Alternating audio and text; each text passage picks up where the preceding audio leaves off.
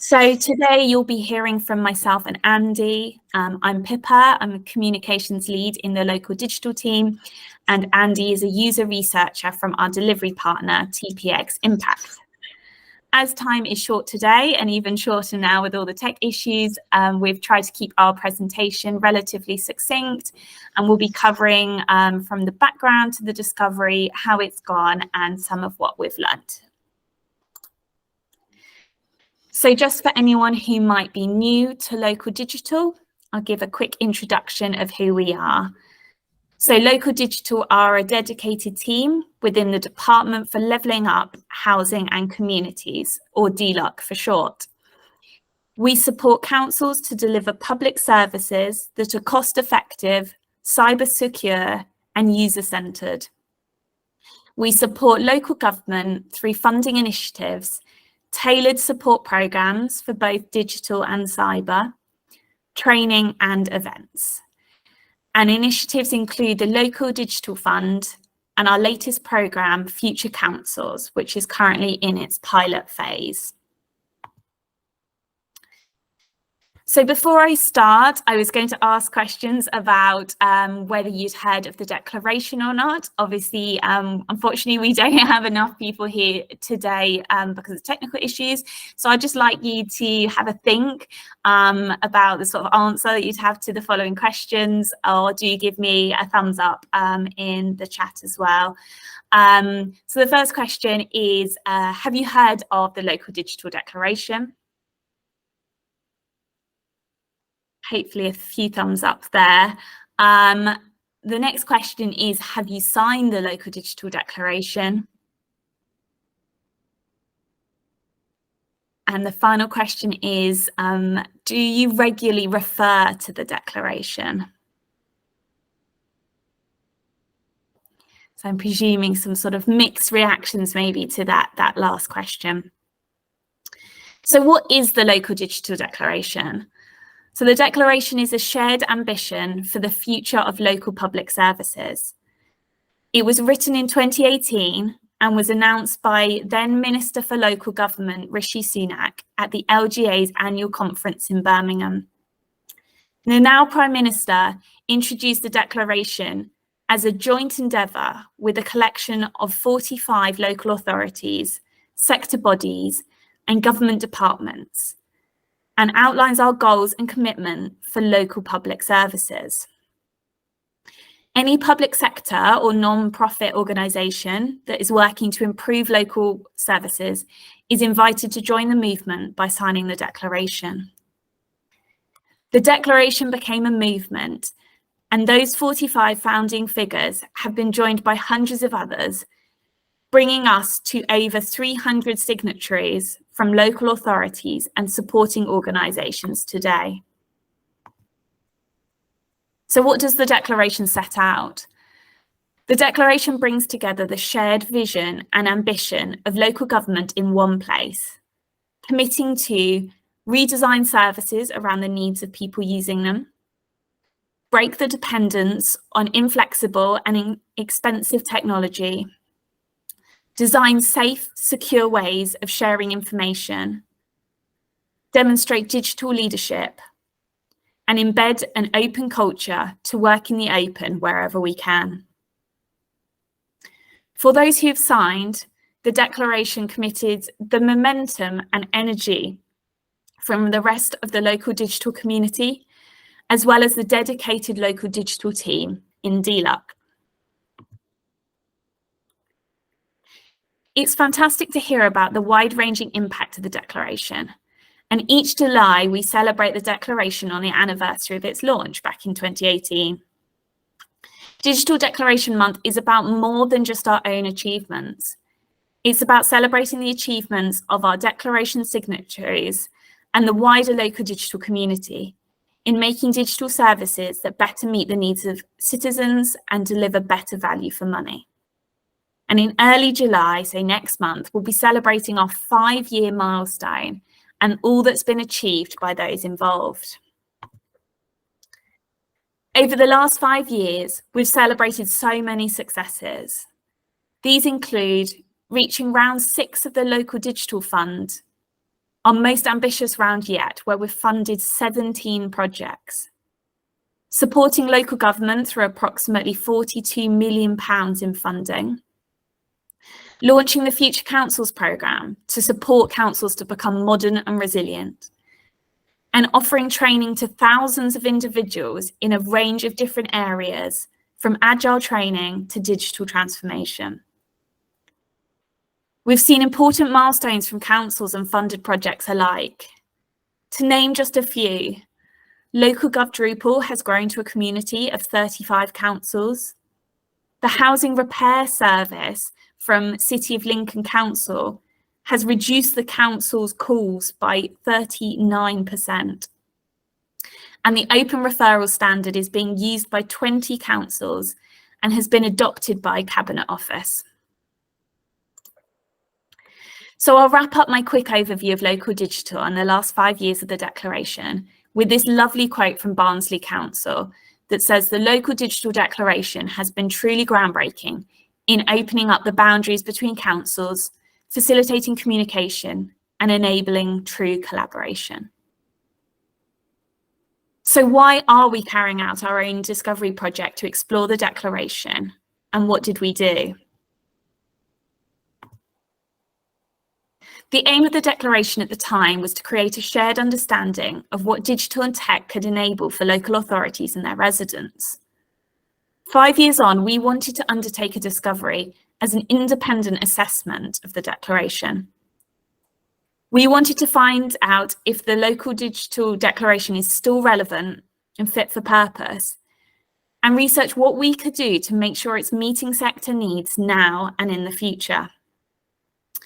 We wanted to understand what our stakeholders need from it, or something like it now, and gather evidence-based recommendations on how to move forward. Working in a blended team of TPXimpact and local digital, we brought together a range of expertise and experience to this discovery, which ran over 5 two-week sprints. So why did we carry it out? There were many factors that contribute to us deciding to carry out this work.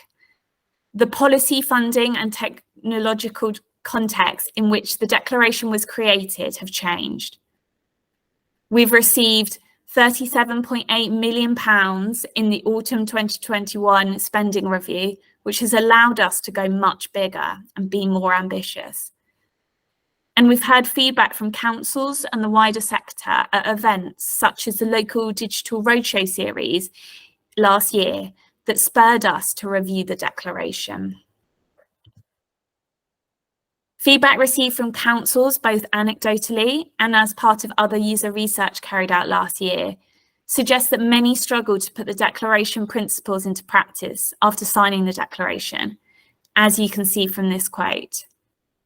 The combination of factors mentioned motivated us to kick off a discovery to ensure we best meet the needs of local government and the local digital community. So for the discovery, we took a human-centered design approach, keeping our audience and key stakeholders at the heart of the process.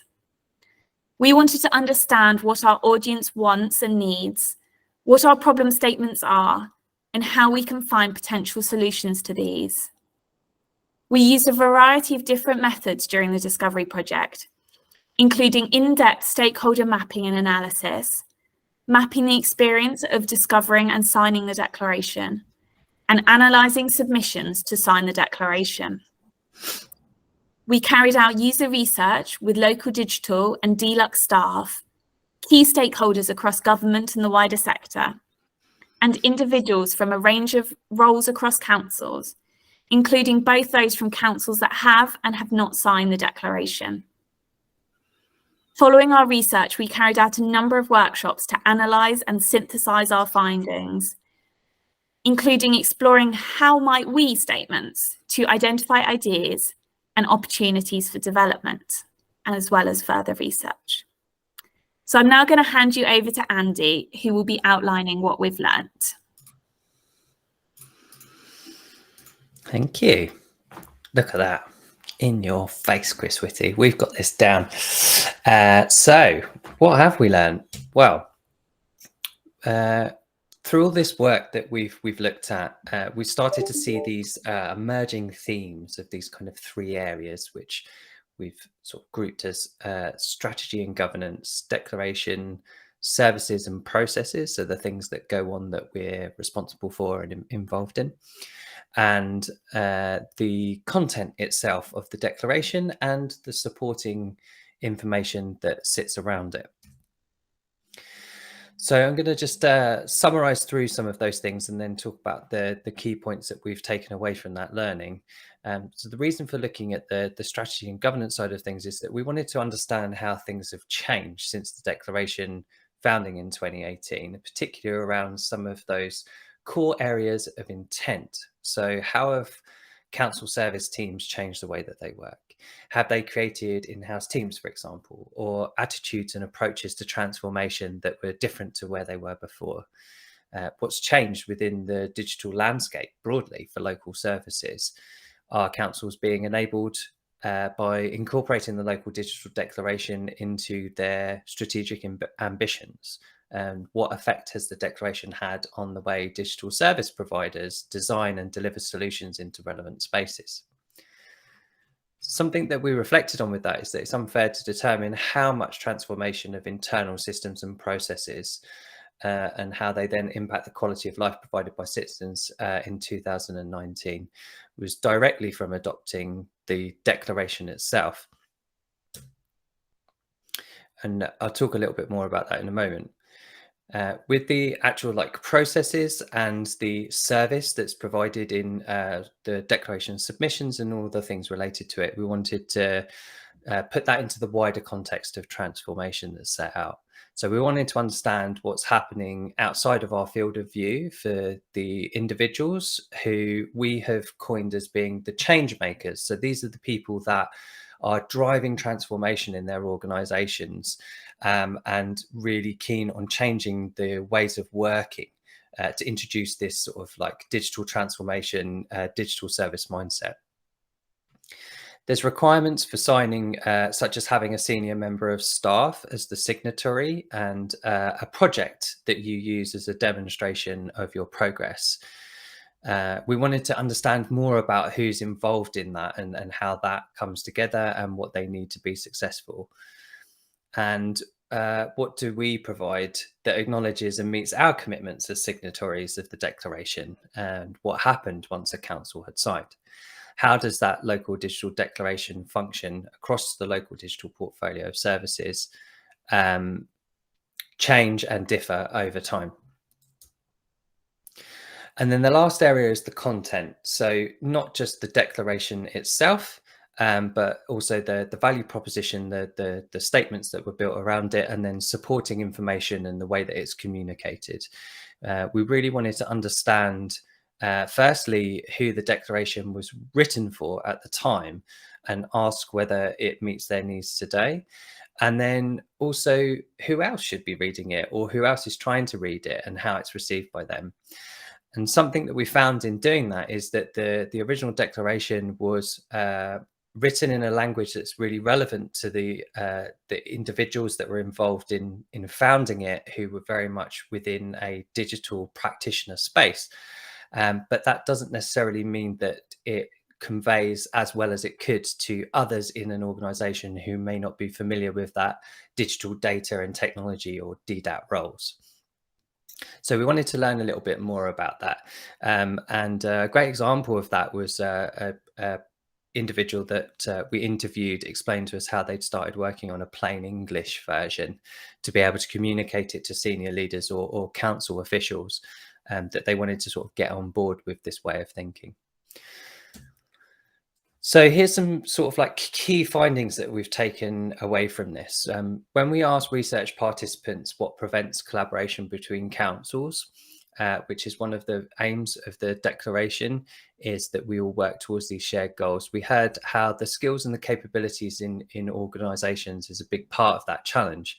And if you don't have the people with the ability to learn and apply those things, that you've had shared with you by another council, you have no real way of levelling up.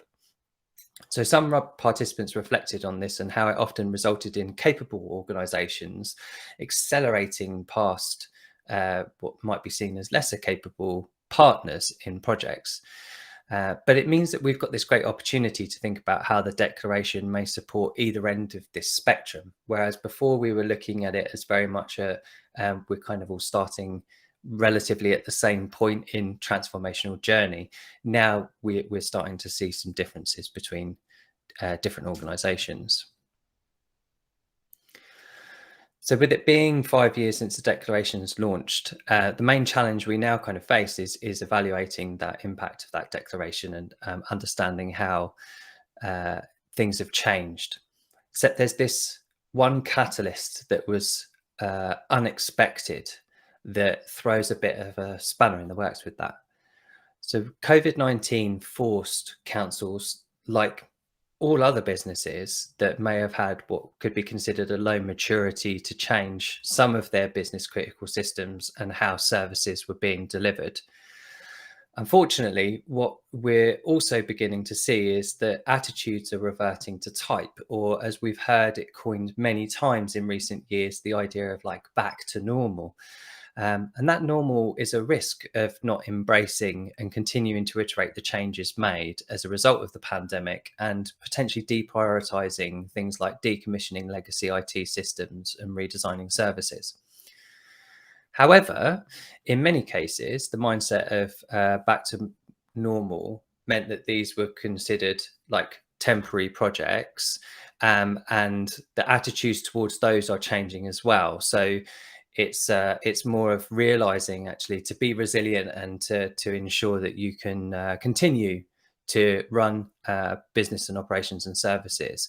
You need to keep thinking of that forward momentum and not sort of deprioritizing things like addressing legacy stacks, which can be a challenge, but the benefits of addressing them is significantly greater. So just another reflection on this is that even if we think about things of those changes that have happened in organizations, we might have think of something that we might all be familiar with, may have heard at some point, which was the idea of Project Unlock. And this need for everyone to be able to get access from multiple places and things like that. But the challenge with that is because it's using that term project, it creates a fixed period of time. It doesn't allow it to sort of live in this ongoing existence. And that creates its own challenges, because the whole time that we're thinking about things in projects, we're not thinking about how do you then maintain, sustain and build resilient services. And one transformation manager described it to me as that it's just moved it along a little bit. And I think that the challenge of ensuring that the entire organization embraces it and understands it is where we are today. That's still a dramatic move forward from where we were in 2018. So it's raised this question for us in terms of what the declaration does today and what it can do in the future, because it means that we have this ability to not just look at newly formed councils, of which we have a number this year, and within recent years, the amalgamation and merging of councils and joining up, but also the ones who have been developing their digital strategies and their transformation programs of services for a bit longer. Their North Star is potentially looking a little bit closer than they would like it to be. So what does that look like for the councils who are thinking today about things like robotics or automation or artificial intelligence to be able to improve the quality of services, as well as those who are still working on building the foundational capabilities that they have? So around those services, the local digital declaration, for it to be signed, the change maker, as to describe it, the person that's instigating the introduction of it, must understand what is required and expected from them, and then advocate that declaration within their organisation. There's also things like partnerships are encouraged, meaning they must also secure partners and agree on the project commitments. And a project proposal is a very collaborative endeavour. And the way that you go about signing the declaration at the moment is that there is an online form which you complete in one run, and it asks you some questions which need quite deep answers. So it's something that which we acknowledge it takes time. And we got this insight and understanding about how that happens by interviewing people at local authorities who'd gone through the submission. And we found that getting the actual buy-in to doing a program, even at a project level, can often be a lengthy process, and in some instances was several years due to changing commitments. We had COVID, and also needing to find the right project that's going to start at the right time to be able to move that forward. Because there's no collaborative document means that they will often end up having to create something themselves. So copying out the questionnaire from our form and then using that to build a Word document to then go around and work with service owners, with program leads and product owners, and then senior leadership teams and counsellors to be able to put together the proposal of how they're going to introduce the declaration and address its commitments. And that is quite a busy, complex space. And we learned that these change makers don't tend to ask local digital team for support when completing the declaration form. So we can do more to emphasize the fact that you can contact us and ask us for guidance and advice on how to approach putting that together and designing commitments that are tangible and actually will deliver outcomes. So we touched on this already, but we heard from a number of times that the change makers who are putting proposals forward to senior leadership teams and counsellors often had to write an explanation of what the declaration was aiming to do and what it meant to them as the leader of the council, rather than the delivery of a particular service or a project. So putting it into that wider context. And that's because they just didn't feel that the audience would understand what's being described in the declaration itself. I think that this is just a space that we can often sort of forget, is that the development of writing styles and content guidelines for gov.uk that we've all very much adopted now for the things that we produce today weren't as well formed or in existence in 2018. Which seems crazy because it wasn't that long ago, but the accelerated growth of how we think about things from central services has been quite monumentous since that period. So we've also thought about things about how the guidance itself around the declaration and the things that you do needs to be able to think with multiple audiences in mind. So it's not just about professionals and practitioners in a particular space, but thinking about how you communicate and share a premise that is applicable to all within an organization. A similar example to what we've been looking at is the technology code of practice. So that's something that's written with the intention of it being digested by individuals who are experts in their field.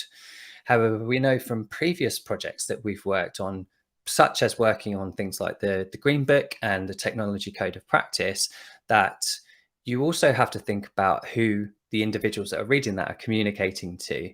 And the teams involved in those particular publications have also been reflecting a similar kind of way as us as to how do you make something that can reach and speak and communicate to multiple audiences with multiple levels of understanding and comprehension of the space that you're looking at. So there's things around the supporting guidance on the actual sign up process itself, but also trying to build that shared common language so that the commitments that are put forward aren't solely focused on short-term thinking of delivering a project to demonstrate the value. So I keep coming back to this point, and it's one that has been a great learning for us, is that currently the declaration content itself emphasizes this commitment to projects. So you're asked to be able to provide one or more commitments of projects that you are going to undertake within the next year that will demonstrate your adoption of the principles that are set in the declaration. And there is this challenge of project is a finite period of time.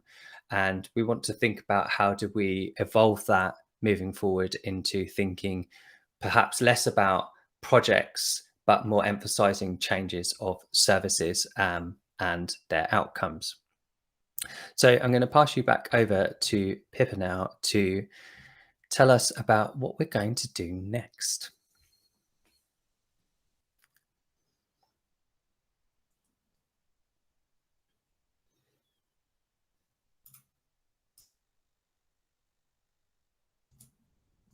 Oh, can you see my screen again? Yes, we can. Brilliant. So what's next for the Local Digital Declaration? So firstly, we're celebrating 5 years of the Local Digital Declaration. Over the month of July, we'll be celebrating Digital Declaration Month, promoting the successes and achievements over the last 5 years, and would love you to join us. Over the coming week, we'll be sharing anniversary graphics with signatory councils and partners, which we'd love you to share across your social media channels to help us to celebrate, to share your stories and your achievements. We want to celebrate successes, whether these are big or small, and encourage reflection on the past 5 years. And the next steps for the declaration. So the final report from the Declaration Discovery Project will be finalised at the end of this month. Once this report is finalised, we'll spend time digesting the recommendations as a team. As part of Digital Declaration Month, we'll be sharing more information, so do keep an eye on our channels for a blog post with more. We'll then work on prioritising our findings, ordering these in importance, and discussing them with the wider department. As this is a discovery, we may then carry out further research to really validate requirements from our audience and councils before we begin implementing changes to innovate and improve the declaration. We will, of course, keep you updated on our progress and our plans regularly, and these will be shared through all our usual channels. Thank you so much to those who made it through to listen today. I'm going to put this out to questions, but do appreciate that we might not have too many on the call. So we'll make sure that when we're sharing this recording on all our channels, that we share any sort of contact details. So if you're watching the recording, you can get in touch with us and put your questions to us. But yeah, thank you so much for listening. And I'm going to open out now to any questions that people might have.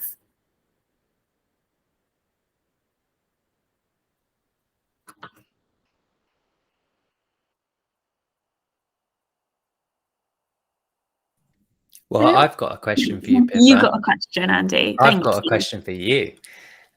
What's been the biggest learning that you think you've had from hearing these stories from the people that we've met? I think what's been really interesting for me is that I think we went into the discovery project with quite a few assumptions of what we thought could be improved about the declaration, or the way that maybe we felt that councils were interacting with it. For example, we know that funding is obviously a big draw, and I think we went in with assumptions that the declaration had been used in certain ways, and I think some of these assumptions have been validated and been proved true. But I think actually what's come out of the user research, and it's particularly the experience mapping, is that there's been such a diverse range of experiences. And for me personally, I feel like it's really pushed me to think in a much more sort of diverse but also ambitious way about what we could be doing with the declaration, because not everyone's needs are the same, and we have quite a broad audience. And yeah, that we really want to meet as many of those needs as possible, and that we should put aside our assumptions and really just listen to the user research. That's really nice. Thank you for sharing that.